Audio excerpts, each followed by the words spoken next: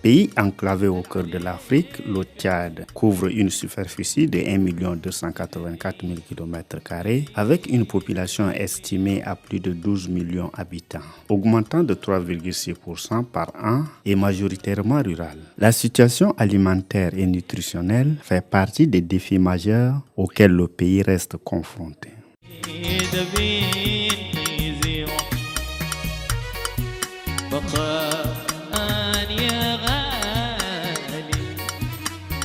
Le climat du Tchad est très varié. La pluviométrie est caractérisée surtout par une très forte variabilité annuelle avec un risque important de sécheresse. Le pays est exposé aux aléas climatiques avec des effets très marqués sur les productions agricoles et alimentaires ainsi que sur les productions foragères et l'alimentation du bétail.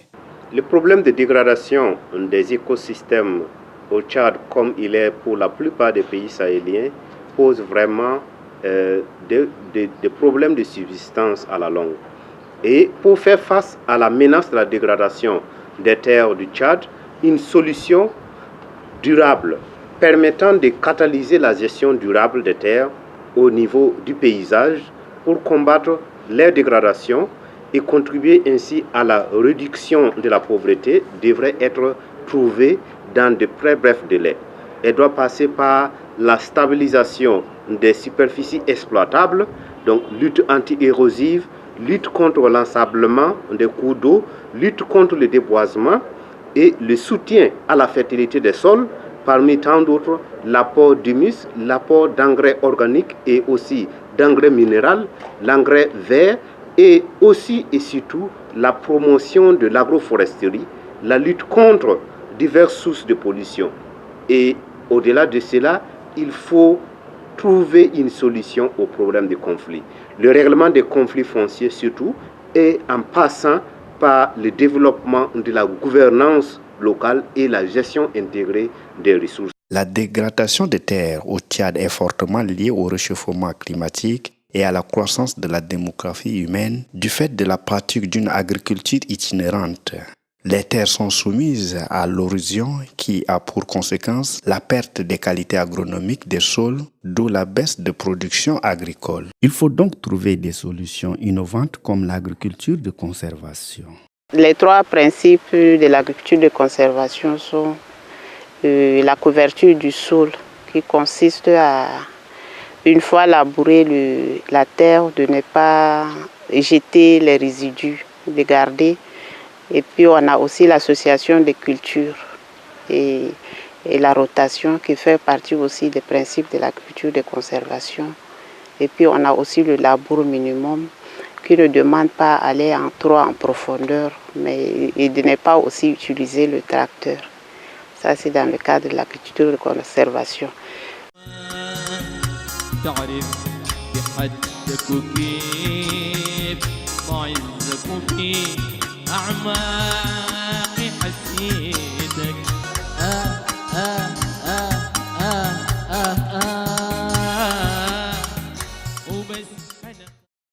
Les stratégies préconisées face aux défis pour le développement du pays en général et du secteur rural en particulier indiquent la nécessité de gérer les ressources naturelles de façon durable et de restaurer le potentiel de production. Faire comprendre aux producteurs les problèmes de dégradation dans leur zone, donc percevoir comment est leur perception vis-à-vis de la dégradation des terres et aussi l'aspect des changements climatiques, comment ils vivent cela de nos jours. On a constaté de plus en plus qu'au Sahel, les producteurs laissent de moins en moins d'arbres sur leurs exploitations agricoles, ce qui n'aide pas beaucoup parce que l'arbre dans le champ contribue en même temps à la fertilisation, ça contribue en même temps à produire des fruits qui sont consommés par les producteurs, ça produit du fourrage dont les animaux en ont besoin.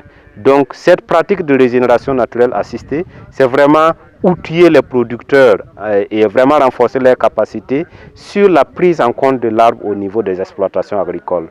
On a travaillé sur le système sémencier parce que qui dit changement climatique dit que les producteurs doivent changer leur manière de produire et leur manière de produire passe avant tout par l'adoption des variétés qui sont de plus en plus résilientes face au changement climatique.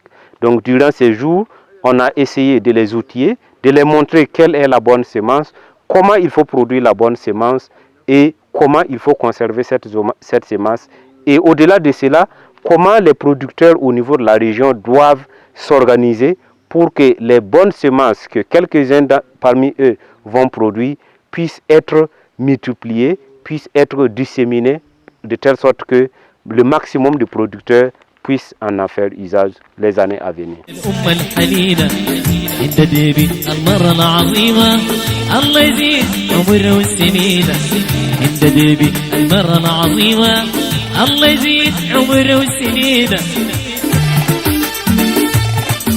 La région de Sila, qui est l'une des 23 régions que compte le Tchad, située au sud-est du Tchad et fait frontière avec le Soudan et la République centrafricaine. Elle compte 2 départements, Kimiti et Djourouf al-Hamar, et une dizaine de sous-préfectures. Son climat est de type sahélo-soudanien. La durée de la saison de pluie est variable selon les années. Cette situation géographique l'expose à beaucoup de choses.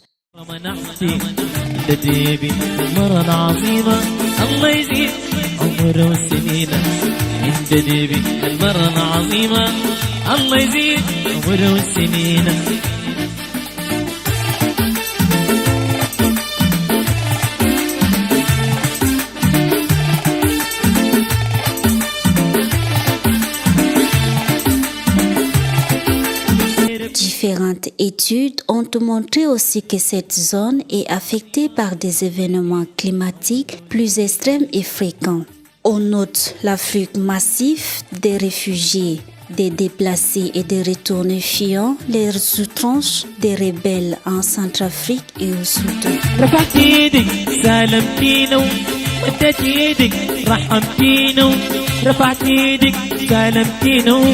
مدت ايدك رحمتينا كان قلت كلمة فرحتينا احنا بيكي خلاص رضينا كان قلت كلمة فرحتينا احنا بيكي خلاص رضينا زمان بكينا اليوم سكتينا زمان بكينا اليوم سكتينا انت مثال للأمة. Aujourd'hui, avec exode rural, avec les réfugiés, avec les déplacés, aujourd'hui la ville de Gozveda compte plus de 70 000 âmes. Aujourd'hui, grâce aux ONG, les agences des systèmes des Nations Unies qui sont ici, c'est eux qui soutiennent la mairie. Donc, vraiment, eux-mêmes, ils ont fait des efforts considérables. Aujourd'hui, les populations de cette zone sahélienne vivent dans un contexte écologique difficile et très fragile. Elles n'arrivent pas à satisfaire leurs besoins alimentaires de base.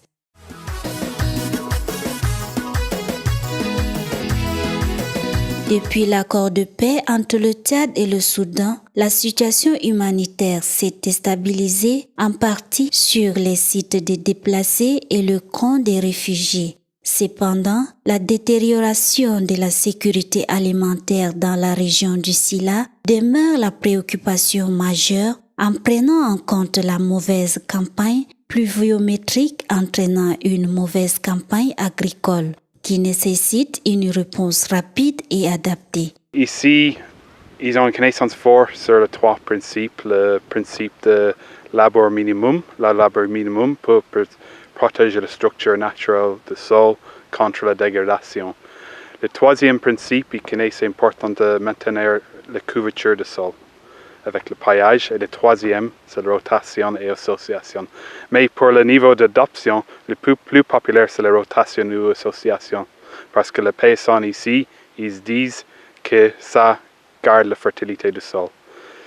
Pour le moins populaire, c'est pour l'adoption, c'est le maintenir la couverture du sol parce que le paillage, pour faire le paillage, il faut utiliser le matériau de plantes et ça c'est pour les animaux. So on a quelques succès ici. Pour le labeur minimum, nous avons trouvé que 50% de paysans adoptent ça. Après une année de formation, ça c'est un bon résultat. Face à ce constat, Des organisations humanitaires comme Concert Worldwide s'est engagée à travailler avec les populations les plus pauvres, parmi les pauvres et dans les contextes les plus vulnérables. Des problèmes d'accès à l'eau, des problèmes de production agricole, donc la promotion d'une agriculture intelligente par rapport au changement climatique, les soucis d'accès aux services de santé et autres. Et aussi travailler avec les structures de l'État pour pouvoir anticiper les chocs éventuels qui vont affecter les communautés, parce que le programme se situe dans une région très vulnérable, la bande sahélienne, où les pluies les aléas climatiques sont très fréquents. Le concept de résilience demande la mise en œuvre de programmes intégrés entre développement et humanitaire, bien que ceux-ci soient fréquemment séparés. Cela nécessite également l'intégration entre différents types de projets touchant à des domaines techniques différents, tels que l'eau et l'assainissement, la nutrition ou l'agriculture. La recherche et l'évaluation pour s'assurer de ce qui fonctionne sur l'adaptation et les réductions des risques et mettre en place une réponse à la fois nationale et internationale dans le domaine de catastrophes climatiques. Les principaux éléments comprennent l'amélioration de l'accès aux services de base, l'agriculture intelligente face au climat et le développement de systèmes d'alerte précoce. Pour ce producteur, on lui a donné aussi la semence améliorée importée du Niger, qui a eu à essayer dans sa parcelle de 50 mètres x 50 avec toutes les pratiques possibles de l'agriculture de conserve. Il a fait aussi la régénération naturelle assistée avec le paillage, l'interligne interpoquée respectée, et avec les 2,5 kg qu'on a eu au début à la récolte, il a eu 200 kg. Donc ça fait la fierté de Concern, parce que le gars a respecté les conditions, les principes, et puis il était aussi content de sa réussite et de sa récolte. قال لنا الزرع ما تسكبه كلك يعني الزرع تأدي الأمر تخليه يعني فوق الشجر ده تخليه ده يعني شيء يعني يجذب المطر. قال ما لا الأرمل ما تقطع. وقال كان جيت يعني ترمي كله تخلي شجرات 3 و4 تخلي فوق. وخلاص طوال هم هلا ده يعني الزرع ده من بدري من شهر 5 ولا 6 أنت تقعد فوق تسكب. للزرع يعني ما قدر تخليه عريان. الشجر هسه القش ده كله تخليه يعني في القصب ده عشان يبقى لمس الديار. الله يبارك ما تخليه الشجر كان تخليه الشجر ده كله تخليه مثل الجزء ده كله تخليه في الزرع. فاني ده الحمد لله هسه من جيت من شهر 5 تدربنا وجيت الله يبارك خلاص طوال حربت الزرع هذا ده. الله يبارك الزرع ده بقي شيء هيرك، لكن الذره ده مكانه صغير لكن نجاح اكثر. الله يبارك. شيل الزعل منا والهم انا عليك انا كنت بحلف بك. Le programme vise à produire des preuves sur les stratégies efficaces pour soutenir la résilience, soutenir les politiques existantes et fournir des informations pour contribuer à la formulation des politiques au niveau des gouvernements nationaux. Nous allons juste leur demander d'avoir beaucoup de courage, surtout que l'un de leurs problèmes majeurs pour la création des pépinières était les besoins en eau, qui est un grand facteur pour la création d'une pépinière. Et avec l'équipe Concern, qui a d'ailleurs, Concern des FIT, qui ont compris que la création des puits dans toutes les pépinières était un facteur, une réalisation très très importante pour ces pépinières. Donc nous allons juste leur dire qu'actuellement ils ont beaucoup d'acquis et il y a encore des facteurs à réunir, et on leur promet que s'ils ont la volonté de mettre en pratique, de créer des pépinières pour qu'on puisse planter des milliers d'arbres dont nous avons besoin, alors le reste on les accompagnera pour avoir toutes ces facilités.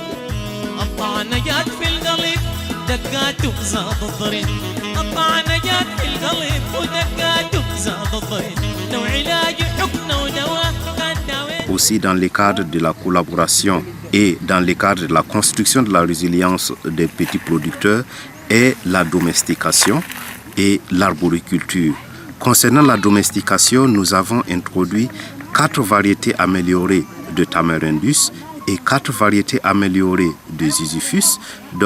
Et aussi, nous intervenons pour l'arboriculture. Notamment, nous avons introduit 17 variétés de manguiers et 7 variétés d'agrumes. Nous constituons ici une banque de gènes qui serviront par la suite pour les prélèvements des greffons et pour la propagation future de ces variétés améliorées dans la région de Gossbédia.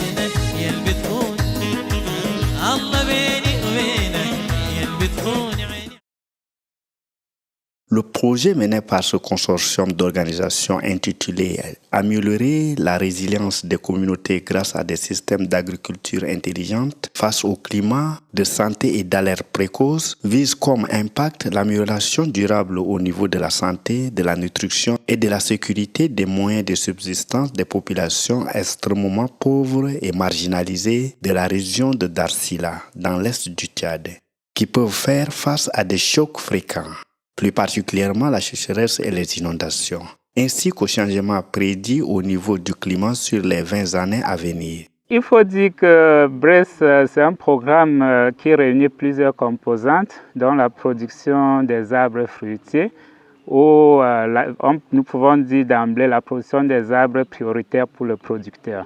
Et dans le cadre de ces différentes composantes, nous nous occupons principalement sur la production des arbres fruitiers, c'est-à-dire la propagation et comment les gérer, créer d'abord une pépinière, les gérer et puis avoir des meilleurs plans que nous puissions mettre en champ afin que ça nous donne de très très jolis arbres. Et actuellement, nous sommes au niveau local pour assister nos différents formateurs qui sont en train de former les bénéficiaires sur le terrain pour qu'ils puissent planter ces arbres tels que nous avons recommandé. Donc il faut dire que notre présence ici va dans ce sens où nous essayons de voir si ces formateurs qui sont en train de transmettre la technologie ont bien acquis et corriger ce qui a lieu de corriger en cas de besoin. Une des stratégies de lutte contre la désertification est la pratique des techniques innovantes comme la régénération naturelle assistée, enseignée aux producteurs. Au sein de ce thème, il y a plusieurs sous-thèmes qui consistaient à aller inculper les notions élémentaires qui va leur permettre de produire sans toutefois dégrader le sol et de conserver. Et en deuxième moment, on les a formés sur les techniques de production de compost. Après, on les a également montré les techniques d'élagage, soit le sarclage et semis à temps. Il en est de même la densité des semis. Mais tout ça, c'est de les amener à comprendre qu'il y a la pauvreté du sol. Et s'il y a déjà la pauvreté du sol, s'ils ne se prennent pas pour la conservation, au bout de 4-5 ans, ils vont perdre tout leur sol et ils seront obligés de se déménager à la recherche de nouvelles terres cultivables. Aujourd'hui, nous avons plus de 210 bénéficiaires. 210 bénéficiaires qui pratiquent cette activité. Dans ces 210 bénéficiaires, chaque bénéficiaire associe derrière lui 9 producteurs, c'est-à-dire leurs voisins de champ auxquels il les initie à pratiquer l'activité. Donc l'activité est bien enseignée, elle est bien apprise au niveau communautaire. Et je pense qu'aujourd'hui, il y a beaucoup de rejets qui sont sauvés à partir de ces activités. Et les difficultés au plus auxquelles nous en avons, c'est basé beaucoup plus sur le contexte de la zone. Et vous savez, ici, le pâturage est un peu libre. Donc tout le monde ne peut pas maîtriser la protection à 100%. Mais les plants sont certes conservés et sont protégés. Même s'il y a divagation, après un certain moment, ces arbres vont grandir et puis vont dépasser la divagation. Le travail qu'on fait avec ces communautés s'inscrit dans une logique. Le but est de renforcer les capacités communautaires de résilience. Initialement par rapport à la situation de la malnutrition, mais maintenant par rapport au phénomène de changement climatique. Donc le but est de pouvoir travailler avec ces communautés pour qu'ils puissent anticiper, qu'ils puissent répondre à des situations de crise sans retomber dans des situations de vulnérabilité plus aiguës ou bien sans devoir recourir aux stratégies de résistance négatives. Améliorer la production agricole dans les zones arides bénéficie largement de l'association des arbres, car il améliore la fertilité du champ. Il protège les sols contre l'érosion et procure beaucoup de produits aux ménages. La nourriture, le forage, le bois, les médicaments et les revenus. Seulement 3 ans après les premières formations sur l'agroforesterie, les producteurs témoignent déjà les résultats palpables dans leurs champs. Ils ne sont plus prêts à abandonner ces nouvelles techniques. Aussi, d'autres ONG et les services de l'État accordent déjà un intérêt particulier à cette nouvelle approche de lutte contre le changement climatique et d'amélioration des conditions de vie des populations vulnérables. نشكر المجتمع الاجتماعنا في حاجة ونشكر المنظمة القاعدة تتابعنا بعلم وبالعمل المفيد. نشكرهم وخاصة المنظمة كنا سرنا القاعدة تساعدنا بكل شيء وقاعدة تتابعنا في علم. كلنا نشكرهم كثير. فايدة هنا وأنينا فايدة القاعدة تتابعنا أنينا أن نلقوا من ده علم هنا الزراعة هنا مواد اللي ينفع الناس ده أني هنا القاعدين نتابعوا فوقه. العلم ده كيف يدربونا نلقوا في راسنا وأني هنا نسووا نتابعوا ونستنفوا فوقه. La région de Sila continue de faire face à de nombreux épisodes de famine et à une faible productivité agricole. Avec une population toujours croissante, les agriculteurs cultivent de plus en plus la même terre d'année en année. Dans de telles conditions, la fertilité des sols baisse si les nutriments utilisés par les cultures ne sont pas restitués au sol. Pour y remédier, ICRAF travaille de concert avec Concert Worldwide pour insuffler l'adoption des pratiques de gestion intégrée de la fertilité du sol.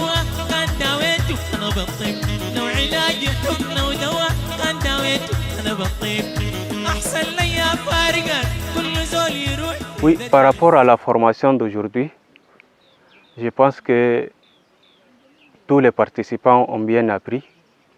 Et si même le traducteur de la formation, les gens ont bien interprété la formation, tout ce qu'on leur dit, ils ont répété. Et je crois que ça ne doit pas s'arrêter ici, on doit continuer avec le recyclage, même si nos encadreurs d'ICRAF vont partir, nous on va revenir pour encore recycler la formation et faire aussi des suivis de proximité au niveau du village pour que vraiment ces techniques soient appliquées au terrain. Donc c'est un programme intégré en partenariat avec d'autres, notamment ICRAF, qui a une expertise assez pointue dans le domaine de l'agroforesterie, mais aussi avec l'université de Tufts, qui nous accompagne dans un processus de suivi-évaluation pour pouvoir apprendre en cours de route et pour pouvoir tirer des leçons de ces expériences et afin de les partager avec d'autres et de pouvoir réfléchir comment avoir l'impact le plus large possible avec les moyens limités. Sur le plan environnemental, l'intégration des arbres dans les dans les champs a aussi des avantages.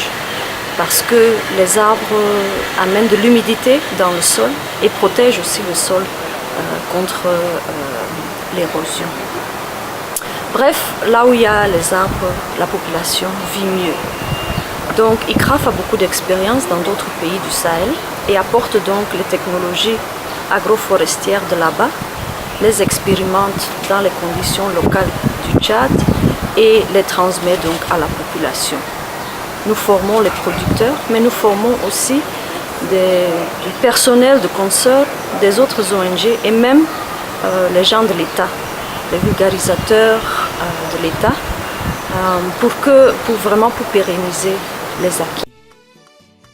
Elle se définit comme un ensemble de pratiques de gestion de la fertilité du sol qui impérativement passe par l'utilisation d'engrais, d'intrants organiques et de germoplasme améliorés, combinés avec les connaissances sur la façon d'adapter ces pratiques aux conditions locales pour l'optimisation de l'efficacité agronomique des nutriments appliqués et l'accroissement du rendement des cultures. La gestion de tous les intrants doit se fonder sur des principes agronomiques et économiques.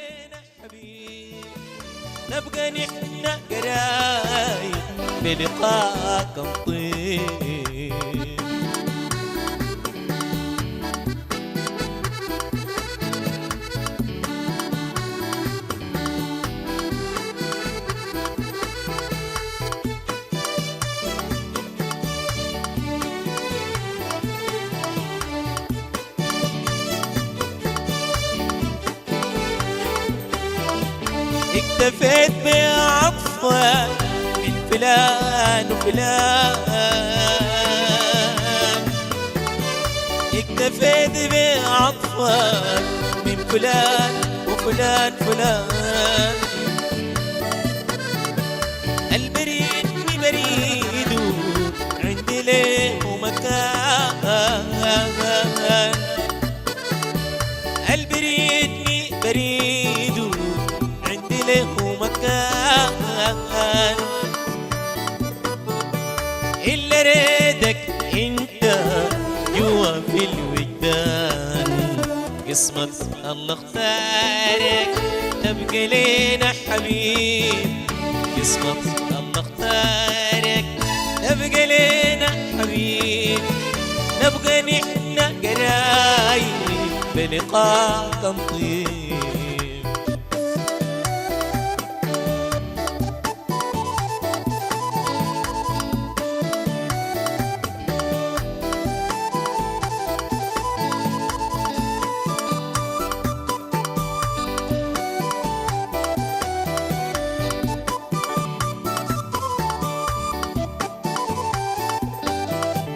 يا ملاك ودخري داوي قلبي يطيب، يا ملاك ودخري داوي قلبي يطيب. أشفي قلبي بحبك قبل يقين.